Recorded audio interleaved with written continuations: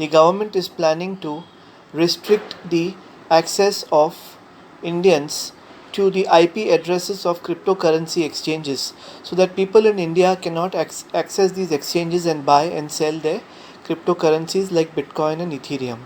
So, someone asked me a question as to whether such a ban is technically possible.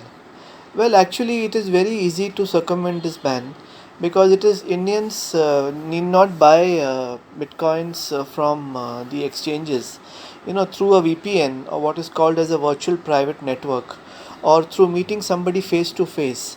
They can always buy and sell bitcoins. Will the government, stop Indians from traveling abroad? Will the government make sure that if Indians are coming back from abroad, whether they are carrying any bitcoins with them, either in their heads, memorized as 12 words or 24 word phrases, or as words written on a piece of paper, the mnemonic phrases, or as hardware wallets carried into them? Will the government of India, at every port of the country, check each and every hardware, electronic hardware gadget belonging to a passenger to see whether it is a hardware wallet carrying bitcoins on it? So there are too many technical challenges to this ban, and people who had attended our 28th February session on cryptocurrency bill, for which I will share a link later, will remember that I had said that the ban, if it is feasible, will always be a process. It cannot be an event. What do I mean by that? What I mean is that in a democracy like ours, once we have a government bringing in the ban, I'm sure there are enough legal issues by which people could go to the courts and hopefully put a stay on the ban. Now, to my mind, besides cutting off a large percentage of well educated Indians from using cryptos as an asset class, incidentally, for which Mr. Nandan Nelikani today has also said that Indians should be allowed to do so, and he's a very respected voice.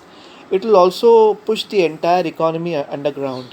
Whenever I go to my barber's shop and whenever there is a cricket match going on, the only thing I can hear the barbers talking is, on betting. The government doesn't get a single naya paisa out of these revenues. And an important part we need to understand is, what about educating of the government officials?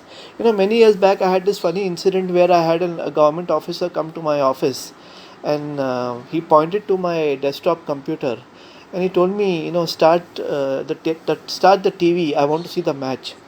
I told him, sir, it's not a TV. It's a computer. So how will the government of India and their officials and their bureaucracy, will they raid people's houses? Will they check people at the airports?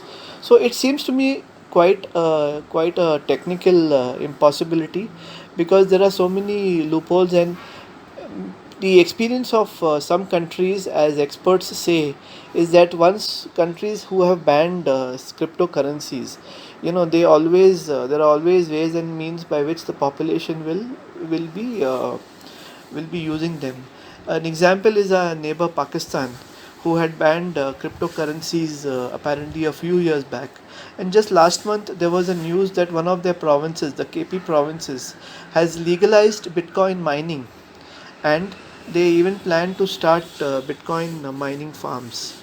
So, my suggestion and my hope is that this forward looking government, which basically wants to help India become Atmanirbhar or self sufficient, should take the lead, and as experts have suggested, embrace cryptocurrencies, regulate the exchanges. There are many regulations which are possible in India today. Our stock exchanges are regulated, our commodity exchanges are regulated, so why not even regulate our cryptocurrency exchanges and ensure that we buy cryptocurrencies legally.